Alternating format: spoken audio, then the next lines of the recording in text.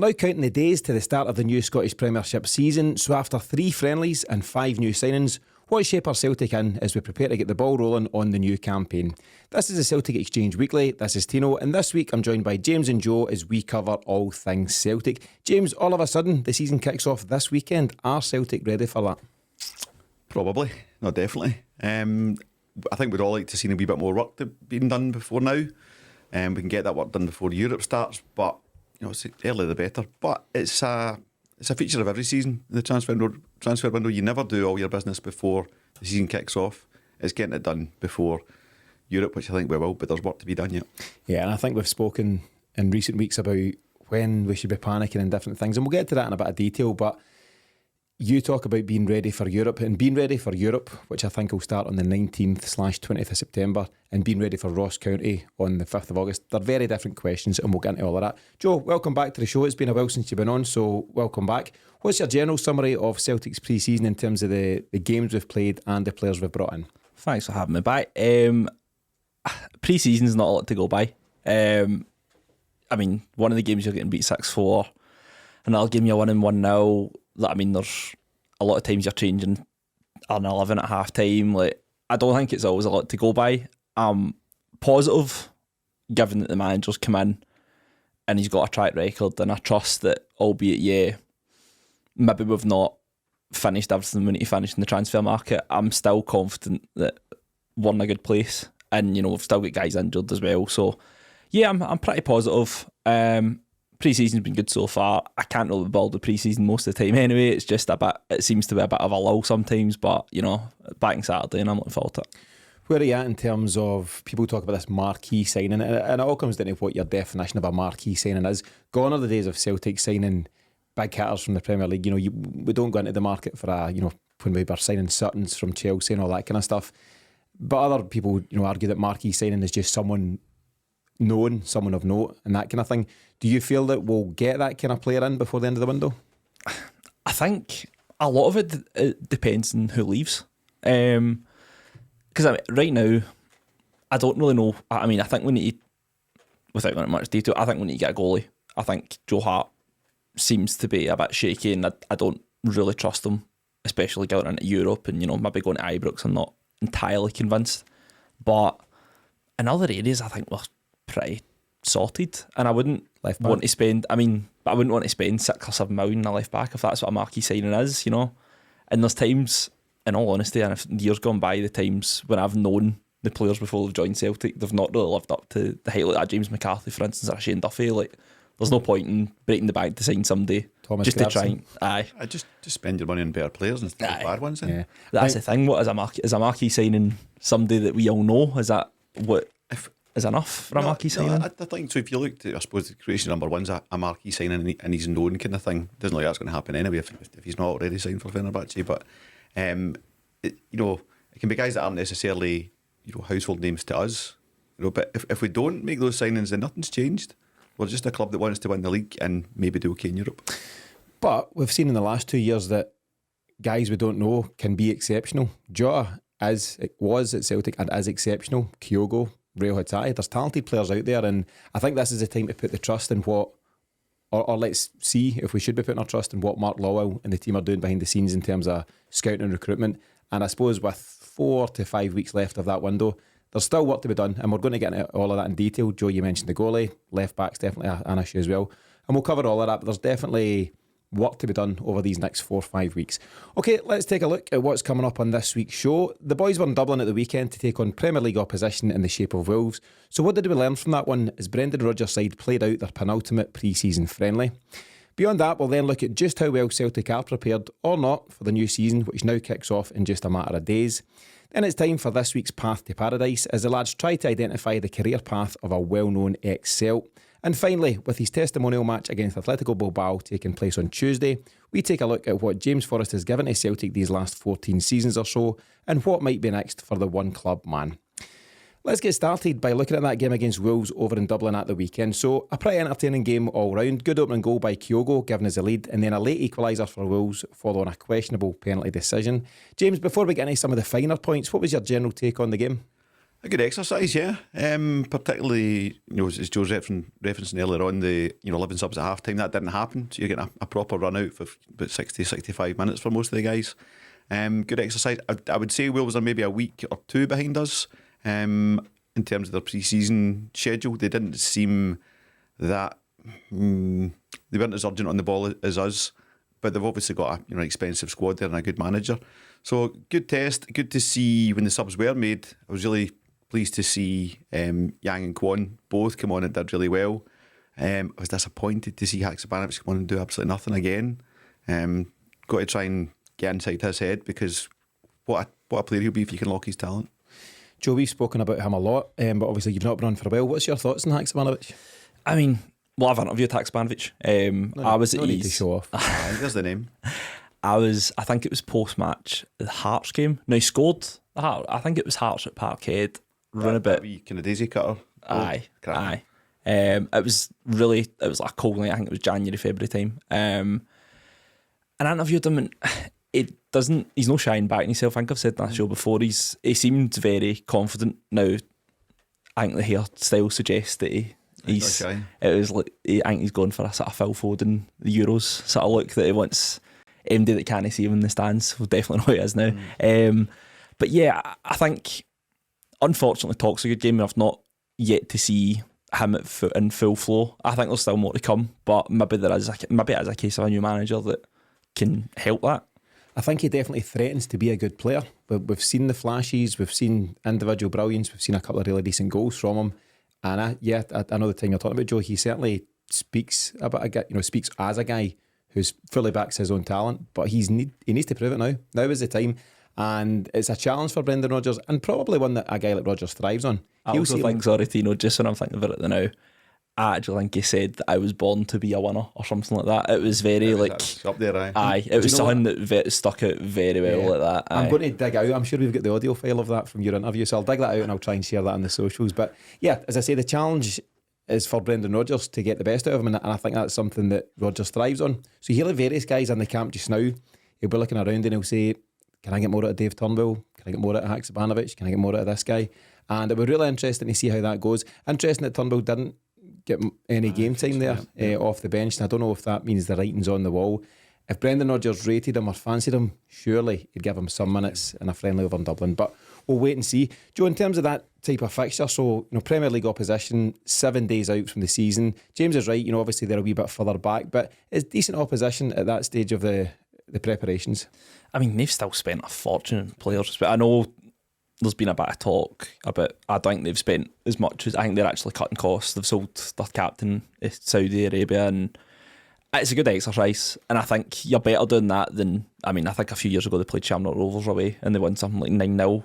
I don't know if that was around about the same time of year. I think they're probably more advanced in pre-season because of the Champions League and things, so I think it's a good test. Good location to have it as well. It's probably as close to a home game as you could get. It's not Parkhead, so yeah, good exercise. I thought from the bits that I've seen, it seemed that the game was played at a good pace, and result doesn't really matter at the end of the day, so it shouldn't be, unless you're getting horsed. It's not the end of the world. Aye. Well, look at the West Ham one a few years ago, and you get horsed, and you found out that Barkas was just not the guy. So you can tell from doings as well. They can be useful. If that's all you got from that exercise, then it was worthwhile. But I actually think Celtic's games have been quite well planned. So I think it's been, you can forget the two kid-on pre-season games they played in Portugal. They were bounce games behind closed doors. But between the Yokohama game, Gamba Osaka, the game against Wolves on Saturday, and Atletico Bilbao to come on Tuesday, all decent tests, and I think all of them in different ways will tell Brendan Rodgers a bit more about his team.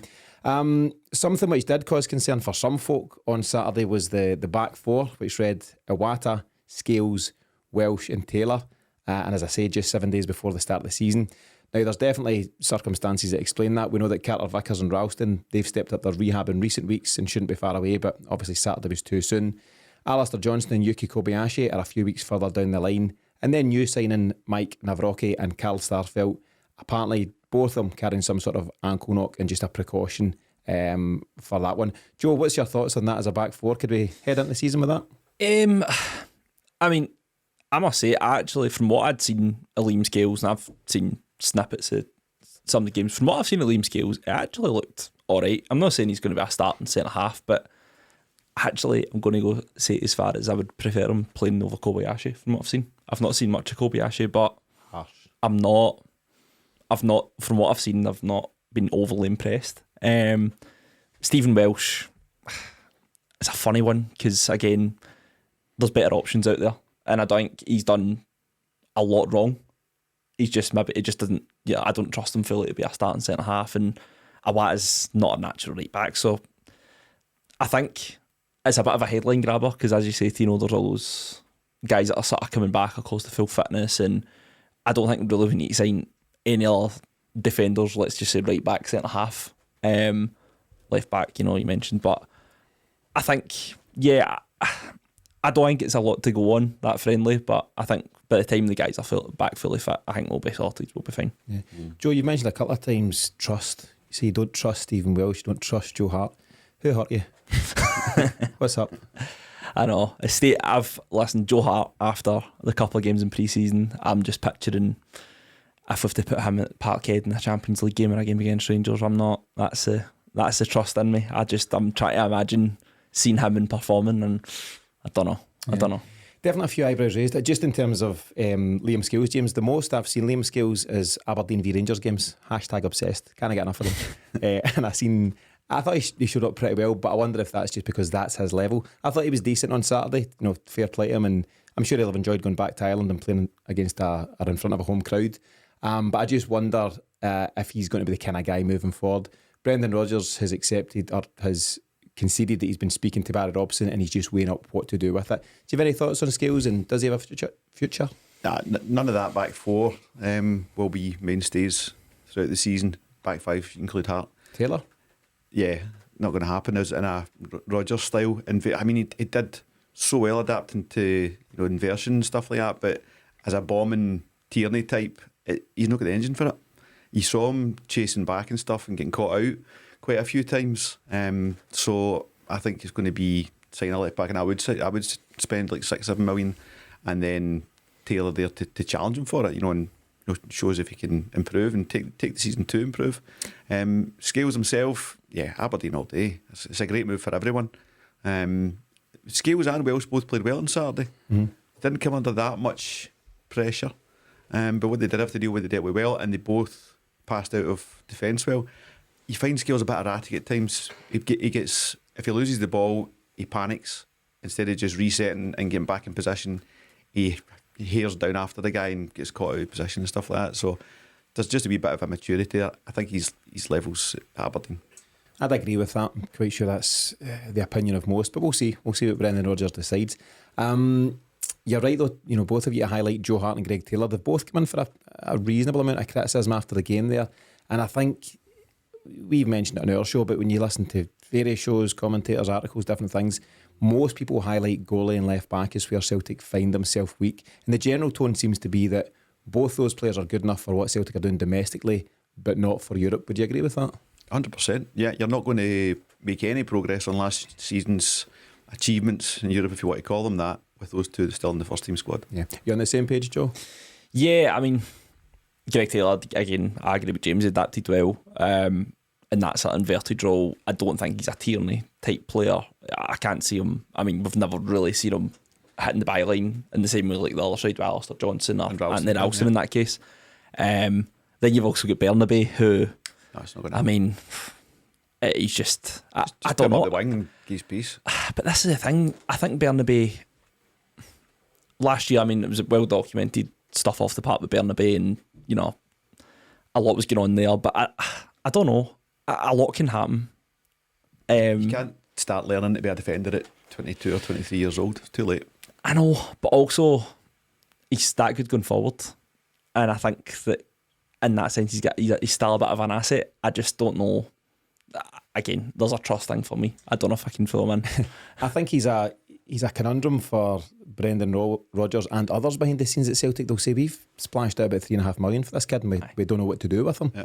So it's going to be a real interesting one. Again, like Turnbull, no minutes for him in Dublin, and I think now Brendan Rodgers is saying that going into Tuesday's game, he'll go with two different 11s, first half and second half, and we'll need to see if he's getting game time there. I mean, young Ben McPherson, for example, I think he featured in potentially all 3 of the games so far at different times at right back. So Rodgers seems to be trusting him to slot him in, but less so on the other side. There's maybe a slight issue there that if Ralston and Johnson don't come back on schedule, then he might need to rely on a McPherson. So he wants to see what he's got there. If he's having to play a Wata elsewhere, But did he give Taylor the 90 minutes on Saturday? I think so. Aye. Yeah. By the same argument, that doesn't make sense because Taylor might not be available. He may take a knock, and then all of a sudden you have to rely on Bernabe. Yeah, but you have got a knock at the right back. You've already got that on the board. You wouldn't really go for what might happen. I think guys do plan ahead, and I just wonder if I think it's a friendly as well. I mean, there might be a case of Greg Taylor. You might only give him a 90 minutes because you want to be properly match fit. There's a case for that as well. But I mean, Bernabe not getting minutes at all in a friendly. I know.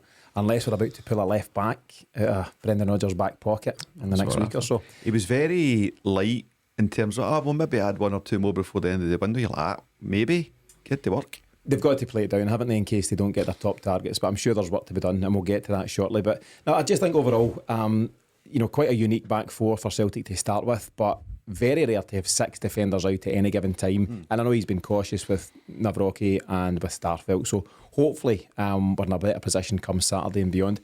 On a far more positive note, Celtic's front 3 of Abada, Kyogo and Maeda, I thought they all looked really sharp on the day, James, and it was Kyogo and Abada who linked up for the goal. How do you think they're all shaping up?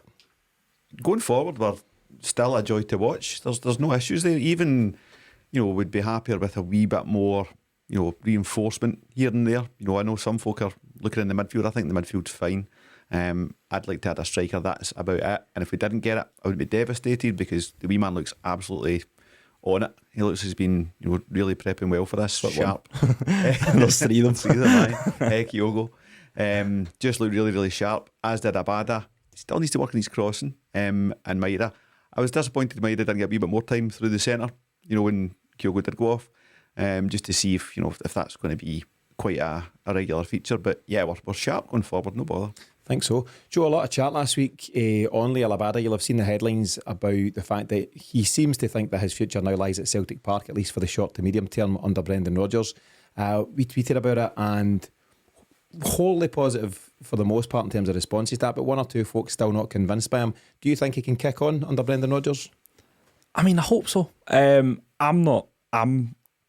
in the camp of I'm not 100% convinced. Don't get me wrong, his stats completely blow any sort of doubt out of the water. I mean, the amount of goals he's scored, the amount of contributions he's had. I mean, even just the amount of appearances he's had in the last 2 seasons, and very reliable in terms of injuries. I think he's actually picked up an injury at Celtic, has he? Really? Nothing of note. Nothing of note. So I think he's certainly one that could kick on. Rodgers has shown in the past to sort of take guys up to another level, and especially at that age where he's still young, he's still developing. I've got every faith that he can sort of kick on a new level. So I'm glad he's staying. I think we could get a bit of money for him if he was leaving. I think it wasn't a case we're desperate to get him out the door. But yeah, I'm fairly optimistic Rodgers can do a bit more. Yeah, I mean, 21 years of age, I think the stats read 15 goals in his first season, 13 goals in season 2, and he was used sparingly by Ange in season 2, so to still get 13 goals and still play a notable part says a lot about him, and I think if we can now find another level, find another gear out of him, could be very exciting for the season ahead. Something a lot of us were very pleased to see on Saturday was the debut from Kwon and Yang, so 60 minutes in, they've come on for Matt O'Reilly and Kyogo. They've both had an impact on the game, James, in their own way, but I thought Kwon in particular it looks like he really has something to offer in that defensive midfield role. Yeah, just physicality. It's something we've been really missing, probably going back to, Bruni and before. So somebody that can really take hold of a game. Big, strong, he was about 6'2", 3", something like that. Yep. Fast as well, not sluggish with it, and not shy. Just very, very impressed with that. And, when we were looking at the pre-signing chat, he was the one. So a few of them I've marked down as potentially for development. He wasn't. He looks a ready-made player. I think obviously it's just a snippet. It's half an hour there in a friendly, but from what I've seen, I think he is ready to get into the first team. He looks like he lacks confidence. Basically, he looks like he doesn't seem phased by coming to Celtic. It's a huge move. He was playing in the second tier of South Korean football. He now finds himself at a club like Celtic, Joe. But it's an important role, isn't it? And I think we've seen in Europe that we've missed that. Deep line aggressive midfielder, that kind of ball carrier, the guy that's going to break things up.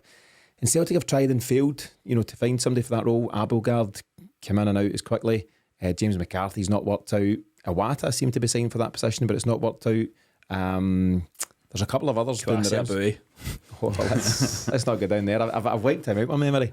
See, my uncle thought he was a player. I think he played a League Cup game against. Remember the one Kieran Tierney scored for like 40, 50 yards? Yeah. I think Bhoy played that game. I wasn't at it, but my uncle said, "Oh, this boy's what a player, what a player!"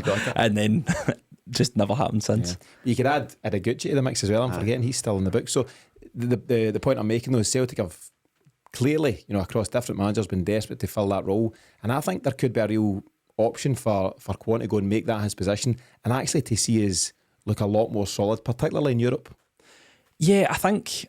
See, to be honest, I think the main thing about getting that position sorted is that we can push Callum McGregor further forward, and I think that is more of a boost. Albeit, if Kwon turns out to be great for us, then great. But I think having somebody reliable in that role for the sake of getting the best out of probably our best player, I think that is just as valuable as actually signing somebody to fill that gap in the first place. But yeah.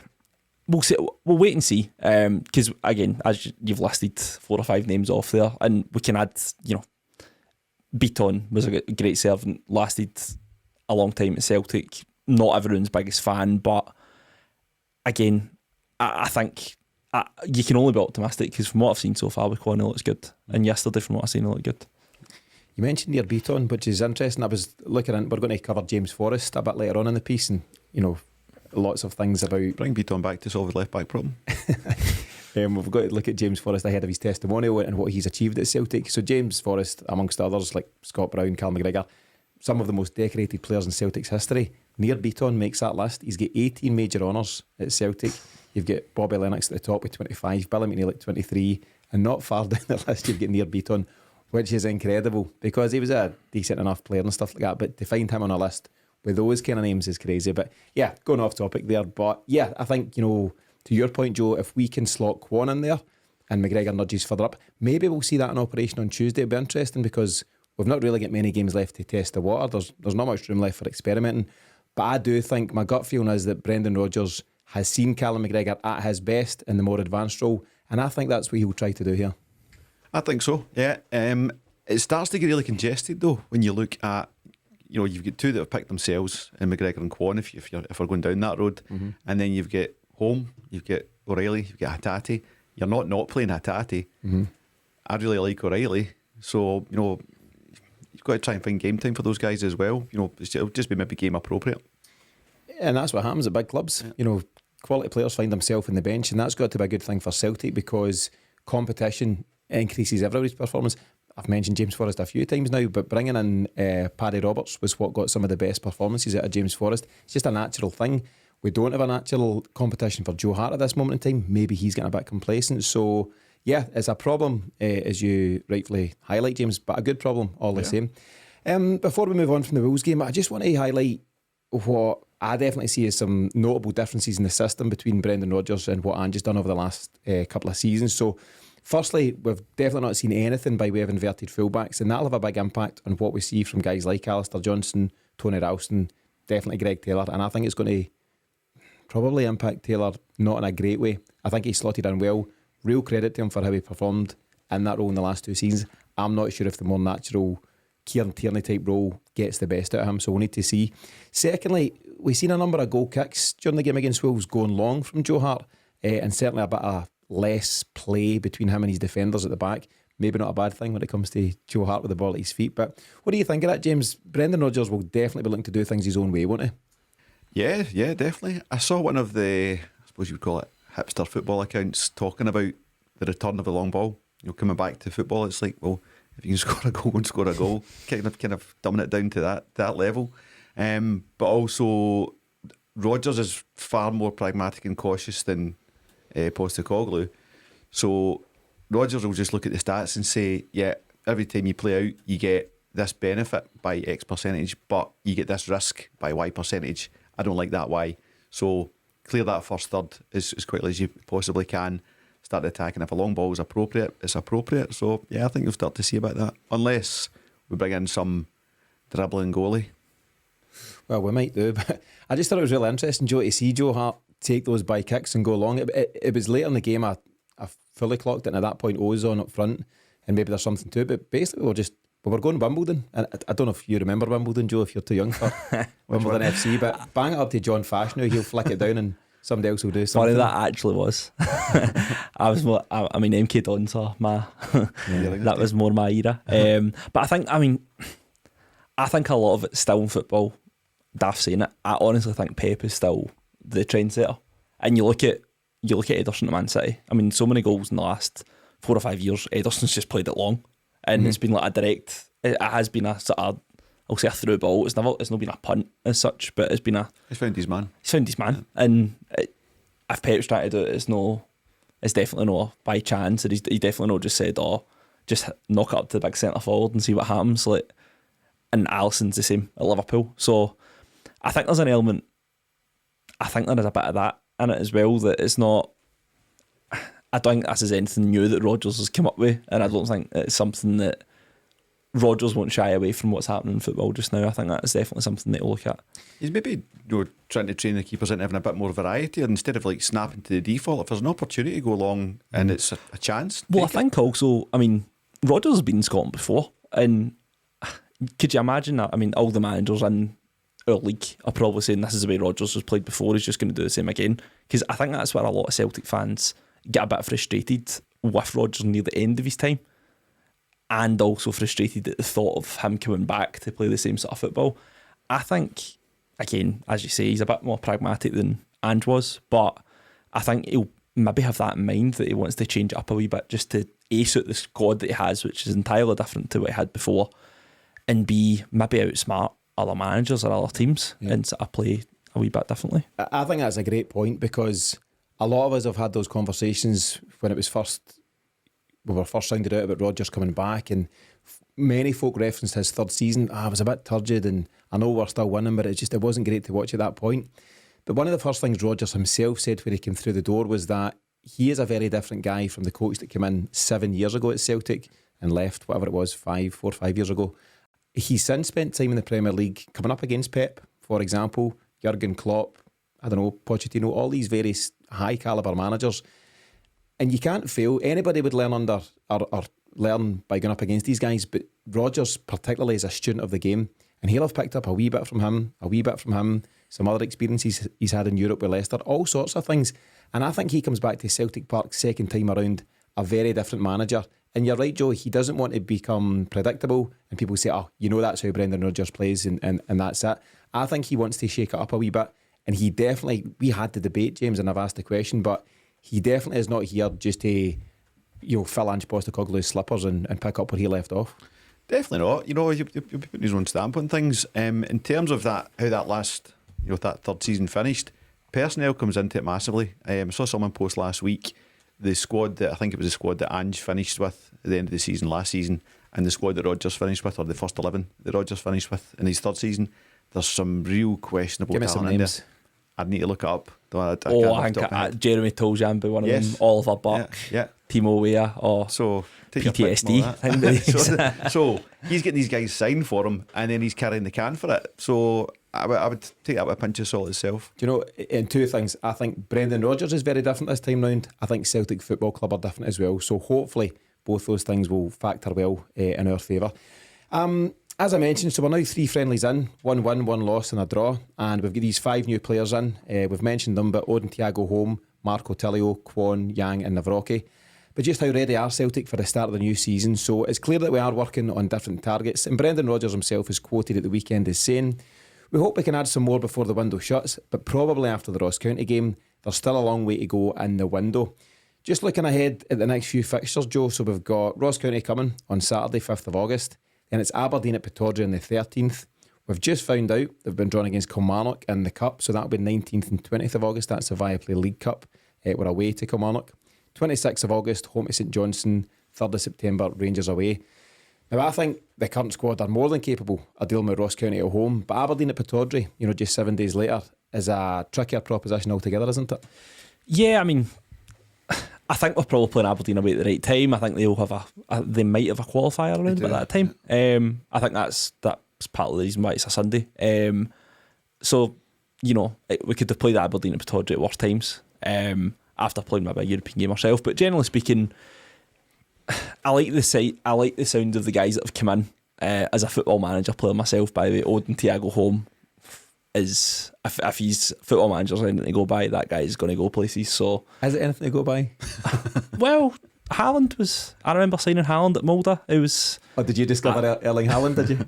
Well, my brother says he discovered Erling Haaland at Mulder. So, yeah. I mean, I've not seen a lot of him pre-season. He's only sort of glimpses. I've seen glimpses of him, but I like the. I mean, the signings that we've made, they're very.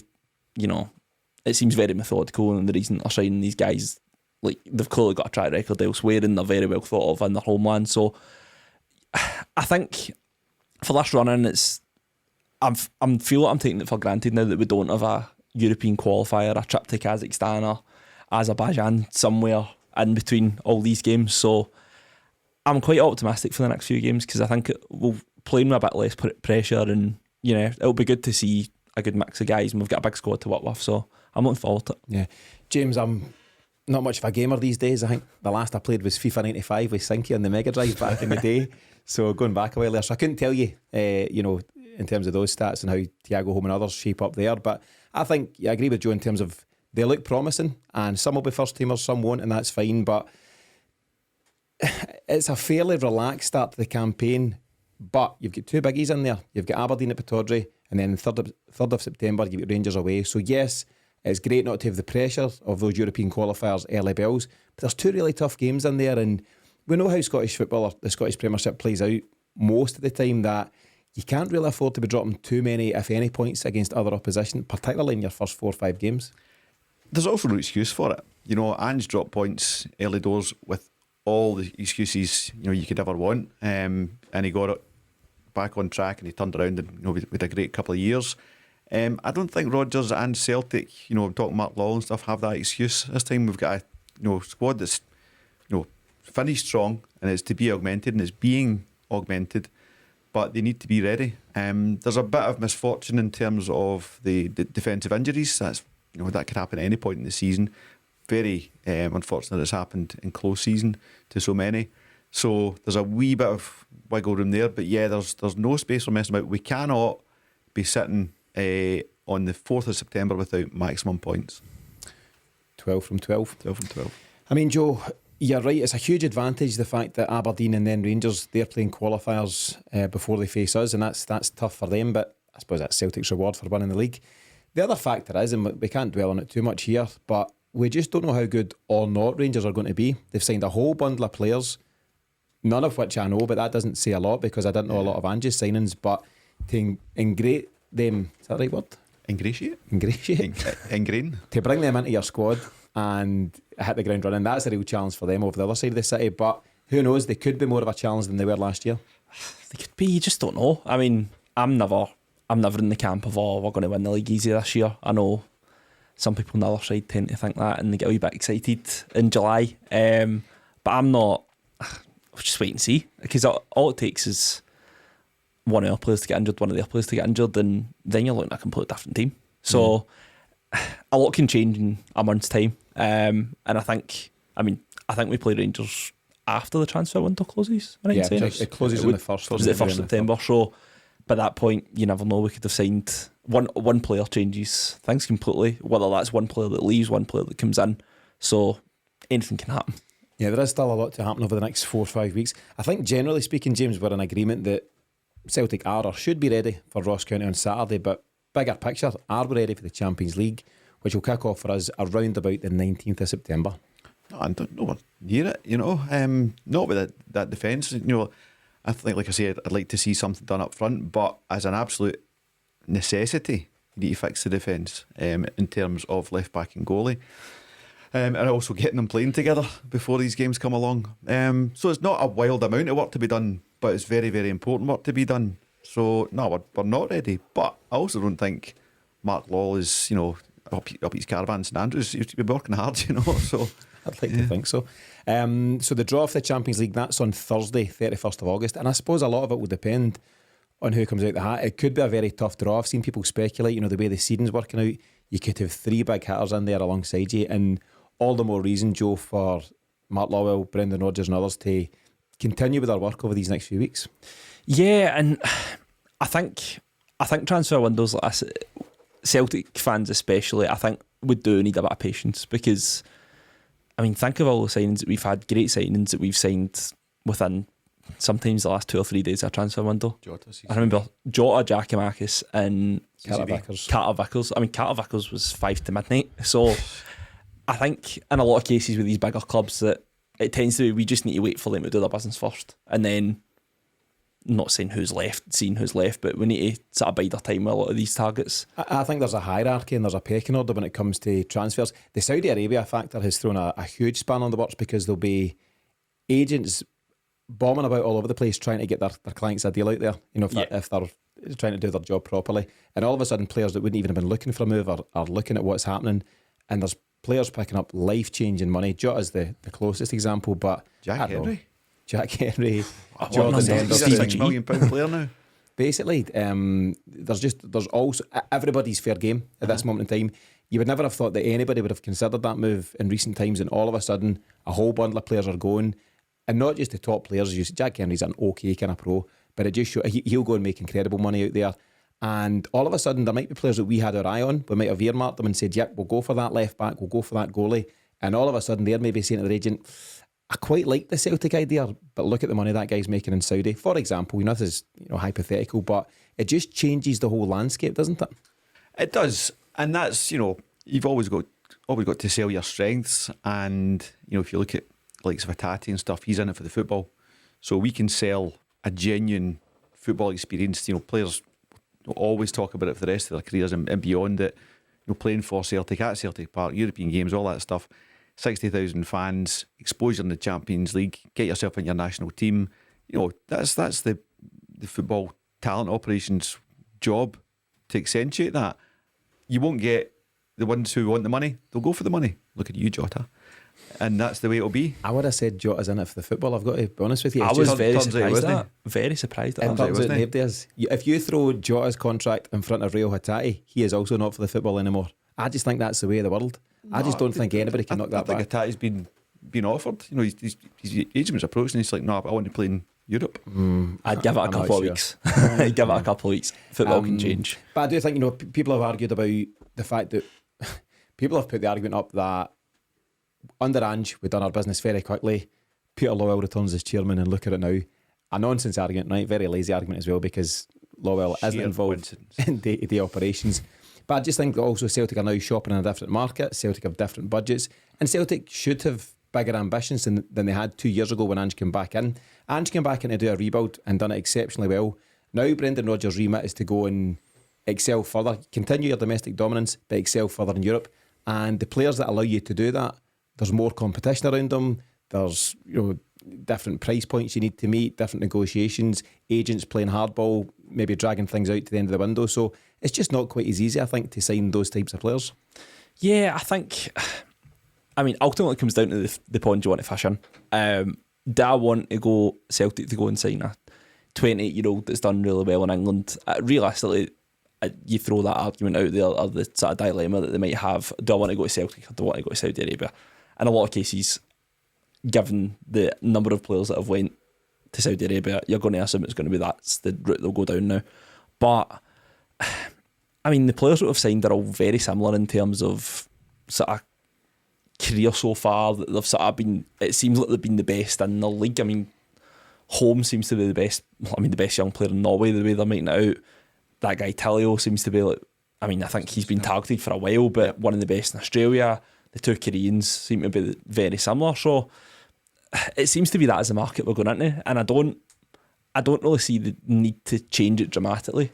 Given that, again, we're signing the guy from Legia Warsaw, we've already signed Juranovic from Legia Warsaw. They're obviously of a good level and value for money. They're clearly good enough as well. So, yeah, I think we're definitely shopping the right markets. I think, and I don't want us to sort of move away from that entirely just for the sake, and I'll touch on it earlier on, but I don't want us to spend $6 or $7 million a player just for the sake of whatever this marquee signing might be. If it's someone if it's someone that's just keep the fans happy, I don't see the need. Yeah. Shane Duffy was one of them, in my opinion. Yeah, there's a debate in that in itself, but it's not for tonight. I think it's going to be a really interesting 4 or 5 weeks ahead, and definitely still work to be done if we're going to show signs of progression in Europe this season. Okay, it's now time for our Path to Paradise feature, where each week I'll tell you the clubs a player has played for before he's moved to Celtic, and I'll also name any teams he then went to after he left, and all you need to do is name the player in question. The lads have been fairly decent at this over the last few weeks. Joe, how's your own form been with it? Do you prefer this to the mystery celt? I do prefer it. I think I've seen a lot of quizzes like this on Twitter and that, and it shows you like the Wikipedia of the full journey, and I'm usually quite on the ball, so if there's a Celtic one, I think hopefully Wow. I'm talking such a good game here. Haksabanovic here. I know, Joe Haksabanovic. We'll find out just how on the ball you are in a couple of moments. So are you ready for this week's Path to Paradise, James? Mm-hmm. Okay, here we go. It's Hamilton Accies, Millwall, Wraith Rovers, Hibs, St Johnstone, Hearts, Celtic, Bristol City and Aberdeen. So have a wee think and I'll come back to you on it in just a moment. And while the lads are trying to work that out, I want to remind listeners that now's the time to get involved at the Celtic Exchange Plus as we get geared up for the new season. At the Celtic Exchange Plus, we provide additional episodes for listeners throughout the week with pre- and post-match podcasts for every Celtic game, as well as bonus episodes with ex-players, coaches and journalists. In addition, listeners get early access to the weekly show on a Monday night and can also enjoy all of our episodes completely ad-free. Every new subscriber also qualifies for a free 7-day trial, and you can set that up in less than 2 minutes right now at thecelticexchange.com. Sign up today to ensure you don't miss any of our coverage across the new season, starting with this weekend's Flag Day against Ross County. All information and sign up at thecelticexchange.com. What have you got, lads? Old school chum. James, old pal from Zico. Holy Cross. Yeah. So we'll get the answer beeped out for anyone playing along at home, but you've nailed that spot on. Too easy for you, Joe?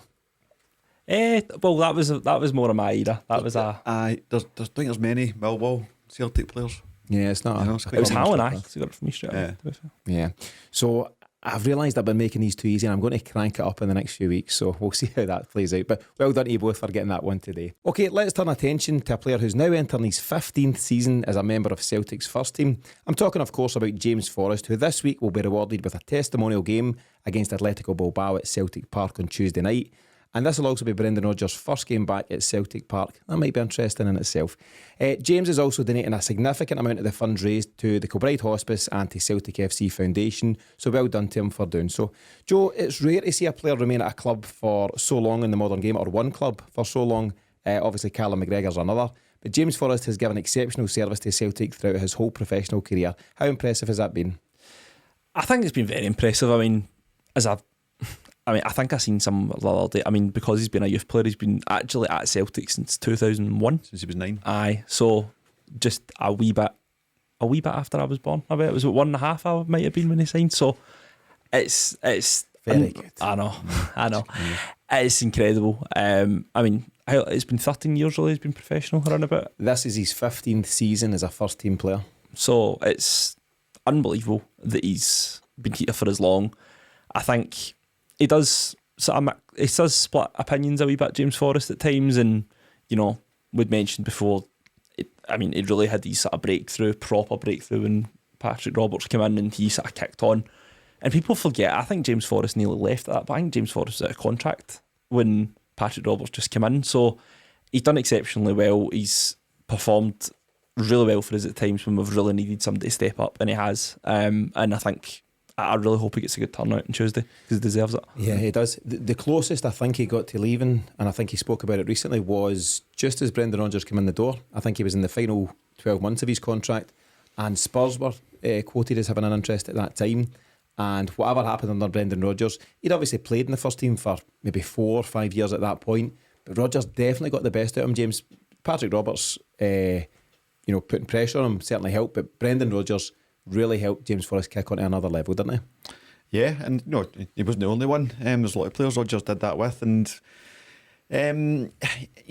that's the frustrating thing with James is it took Rodgers to find it in him and switch it on, you know, and you see it, just not often enough with Jamesy. That's the thing that's always frustrated me with him, is that you can see him do amazing stuff and then you don't see it for weeks, kind of thing. I think he's got more talent than he believes himself. You know, I think he's a real talent, and we've enjoyed it over the years. scored some really, really important goals for Celtic, European qualifiers, semi-finals, things like that. A great servant to the club, and brilliant. He's getting a good testimonial.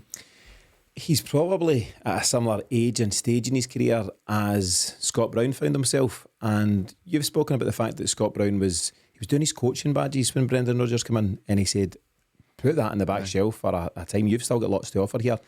And I wonder, because I read some of James Forrest's quotes in recent weeks. You've seen a number of articles come out ahead of this testimonial game, and he's saying things like, I don't play as much as I used to, but that's okay and stuff.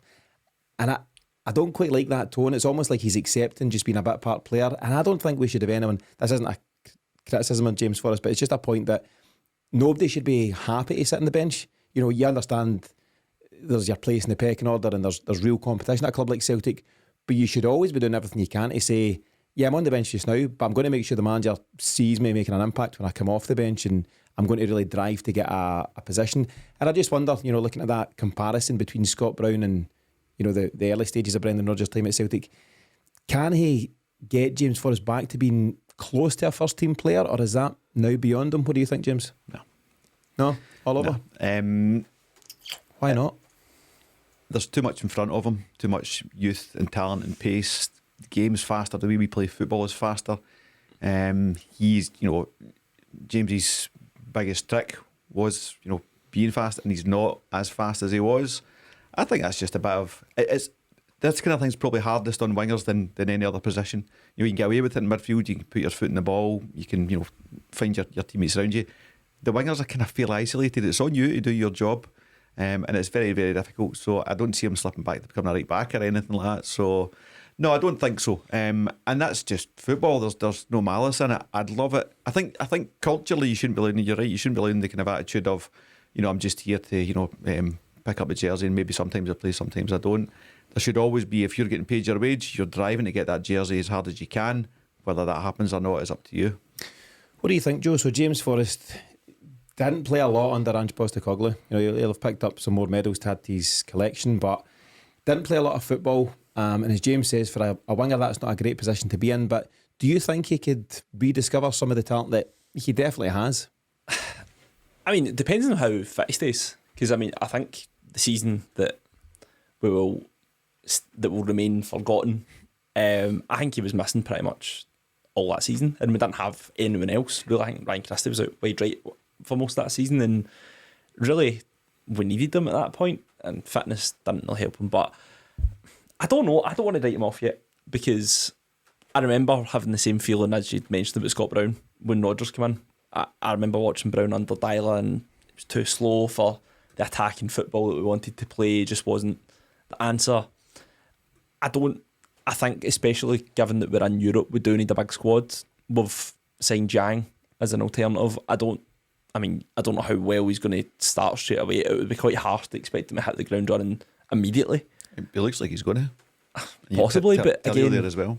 But again, Tellio's out for the start of the season, so Mikey Johnson's injured. I know he's a favourite in here. Not with everyone. Not with everyone, but I don't know. I think it's early to say. I think it depends on how much game time he gets given at the start of the season. I think he's someone that, Brendan Rodgers holds him in very high regard. You can tell when the way he's taught. I think he's the captain in a lot of games when Callum McGregor's not playing. So I think it's a case of waiting and seeing. I don't think pace is his only asset as well. I think he has got a lot more to offer. A lot of the goals that he scored, especially in more recent times, hasn't really because he's went and beat a guy out wide. I think a lot of it's to do with his movement and not necessarily pace, but I think he's 31 now. He's been in the game for a while. I think he is quite a clever player now, and I think he's developed that over time. So I think it's a case of waiting and seeing what happens. I think he's handy to have on the bench for a lot of games, but I just wouldn't see him starting. I think it'd be a good impact. Yeah, again, and I suppose it maybe tells its own tale. I highlighted that Bernabe and Turnbull were unused subs on Saturday. James was also unused on Saturday, so I don't know if he's keeping him fresh for his testimonial, but maybe that's been kind. But he, saw fit not to use him again. I'll give you if he doesn't pick him Tuesday night, then writing's on the wall. I think that's definitely. I think he'll get 5-10 minutes on Tuesday. Okay, I'll give you the fact file on James Forrest. So over 450 appearances for Celtic, over 100 goals, over 100 assists. Phenomenal numbers.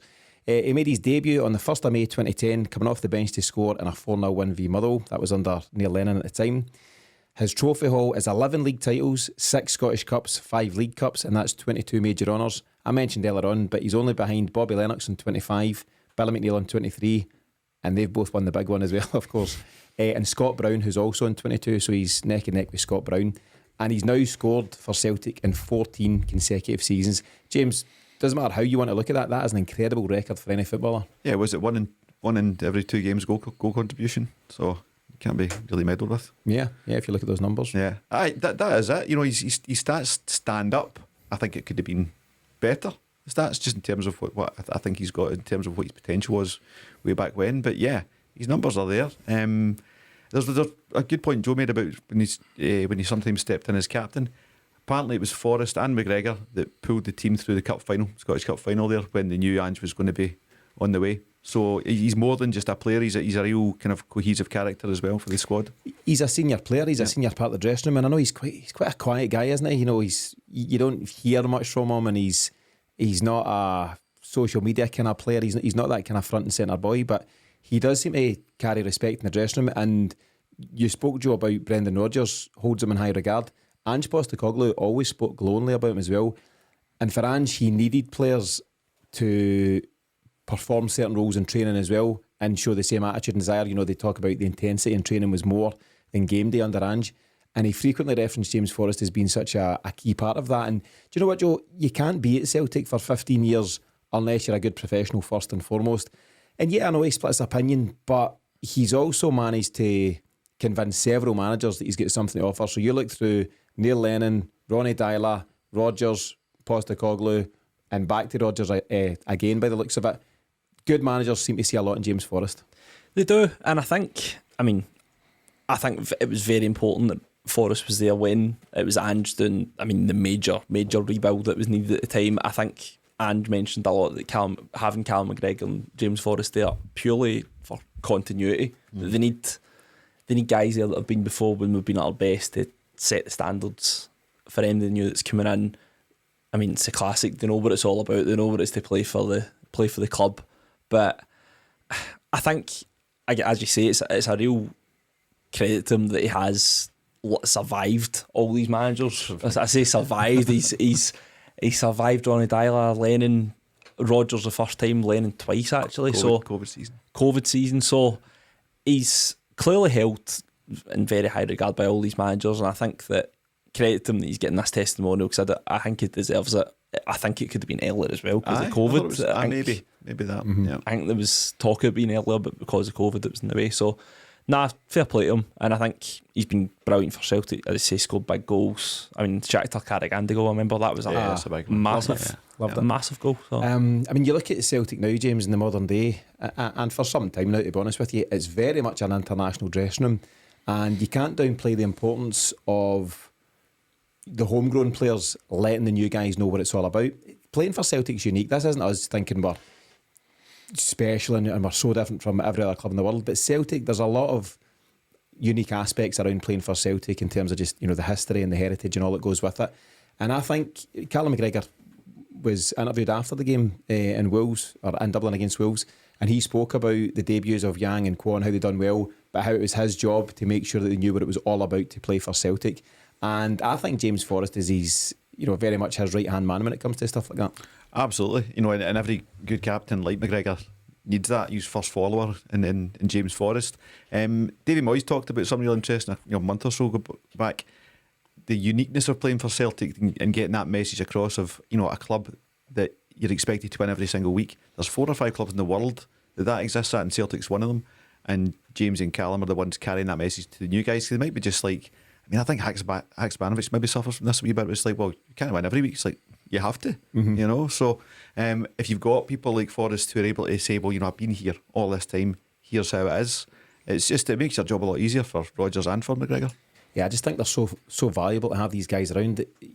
Callum McGregor and James Forrest, they've been at the club for 20 odd years, as you mentioned, Joe. It's a crazy amount of time to be at any club, and if anyone knows what it means to play for Celtic, it's those two guys. And I suppose that leads us to the next question.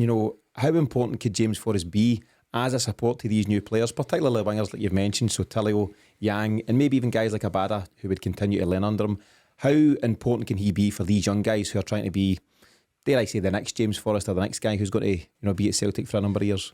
Well, I think before, just when you're saying about Callum McGregor as well, that these are types of guys now that they're not just, good leaders. I mean, they're great leaders because they lead by example. Like, it's not, they lead by example in how they play and their attitude. It clearly seems to be, it's not a case of a old-fashioned captain that bosses people about. The guys that lead by example, and just in your point about Abada and Tilio, I mean, absolutely. He seems like the type of person that would be a sort of role model, and there is I don't think he'll be quite at the same stage as Scott Brown with Dyla, get down his coaching badges, but he'll be certainly valuable to keep. And I think you need that experience there, especially when you've got a lot of these young guys that are coming through who really were wingers. You'd expect them to be one of the better players, and really guys that are going to make a huge impact in this team. It's a really important position to have, and having James Forrest there, I mean, you can't go wrong with having him about. Yeah, I tell you what, see if you're a young winger at Celtic right now, you've got James Forrest and you've got Harry Kewell hanging about as well. That's what I was going to say. It is a real place to learn your trade. So, Maida goes on about. I think Maida's mentioned Harry Kewell quite a lot. I think there was a picture going about Maida and Harry Kewell when they'd won the treble. I think owed a lot to him, worked really, really well with them, and I think Damien Duff was thought of in quite similar ways when he was at Celtic. He was well liked, yeah. So that's the message. If Harry Kewell goes, who's our next winger? Former winger. He looks pretty comfy, doesn't he? He does. I think he'll enjoy continuing his own development under Rodgers. Absolutely. And I think for any young winger at Celtic, it's a great place to be at this moment in time. But particularly, for this section here that we're covering, to have a guy like James Forrest who's lived and breathed Celtic for so long and can tell him exactly what it's about. James, in terms of what's next for James Forrest, so Joe, you thought he was 31. He was, but it was his birthday on the 7th of July, so he's now 32. Contracted until May of 2025, so he's still got a couple of years here. What is next for James? Is it maybe moving into a coaching role, more of a mentorship? Does he stay around the club, or does he move on in May 2025? And we wish him all the best. I don't know, because as you referenced earlier on, he's quite I don't think he's a quiet character in company. Mm-hmm. I think he's all the fun of the funfair and amongst the squad and stuff, but he's quite quiet in terms of media, so you don't really know. You know that McGregor's going to be some kind of coach just from listening to him. James, I don't get that feeling from what I do hear from him. Mm-hmm. Does he want to stay in the game? Most people really would want to. I don't see him taking a McGeady route and going up the stairs and stuff like that. So I don't know. In the next 2 years at Celtic, that was a bit of a funky contract, to be honest with you. This year or next year would have been probably the right time. Next year's probably the right time. But I don't know, did they end up just kind of shaking hands on that? But it's up to James to surprise, I suppose. Yeah, but as Joe said, and I think you both share the same sentiment, very best wishes to James against Bilbao. Hope he gets a huge turnout on Tuesday night, and whatever the future brings to him, at Celtic and beyond, he's been a great servant to the club, and he deserves everything that's coming to him. Joe, great to have you back on. What's your summary of everything at the moment as we now head towards Flag Day against Ross County? I'm fairly positive. I mean, I think we need to be patient with transfers. As I've mentioned, this marquee signing, is it going to happen? Is it not? We'll see in the next few weeks. But so far, we've had a good pre-season. We've came against fairly good tests. We've not played against rubbish every week, and we've not horsed 3 or 4 teams in the pre-season. We've come up against good tests. Good to get out to Japan. So yeah, I'm fairly positive. I'm optimistic that Rodgers is going to bring back his own wow factor that he brought before. So I'm looking forward to it. Are you going to James's game on Tuesday? I've got training with you, unfortunately, on Tuesday. A good test. James, final comments for the week go to you. Anything to add as we close out the show? Just exciting. It's another new season coming up. I've been kind of bleating about it a wee bit that there's work to be done and all that kind of stuff. But Flag Day and new season, I'm actually going to miss the game, which is frustrating. But there you go. And then it's Rodgers Part 2. The Rodgers adventure is back. Yeah. Do you think we'll see anything interesting in terms of his first game back on Tuesday night at Celtic Park? Probably not, because it's James's night. See, if it was like a friendly against Bilbao, then you might have a wee bit of a, like some folk. And then Saturday's Flag Day. Surely nobody'd put the span on the works on I don't Flag think Day. so, and I think there's a wee bit of good fortune in that. I really would be very surprised and disappointed if anyone's got any beef to bring to Celtic Park on Rodgers. If you didn't like it, stay away. It is what it is. He's there now. I don't think there's going to be anything like that. You need to be some maniac to be turning up to boo your manager, Yeah, I think for the most part, people have now, some slower than us, but accepted the fact that he's back and he's back for good. Never caught your comments at the time, Joe. Were you pleased to see his reappointment? I was. I mean, as I said to your producer earlier on, I think that it was very much, it was going to happen. It was 3 weeks in the working, so I'm glad he came back. Sour Grapes is totally gone for me. He's now the best manager that I've ever seen at Celtic, all that usual stuff. So I'm happy he's back. I'm looking forward to it, and if it's anything like his last time at Celtic, then I'm really looking forward to it, so it should be good. Big night for Brendan Rodgers on Tuesday, but even bigger night for James Forrest, and good luck to him for that. So that wraps things up on this latest episode of the Celtic Exchange Weekly. Thanks to James and Joe for joining me today, and as always, thanks to you for tuning in. Don't forget to visit thecelticexchange.com to check out everything on offer at the Celtic Exchange Plus as we prepare to kick off the brand new season. But in the meantime, thanks for listening, and we'll see you again this time next week.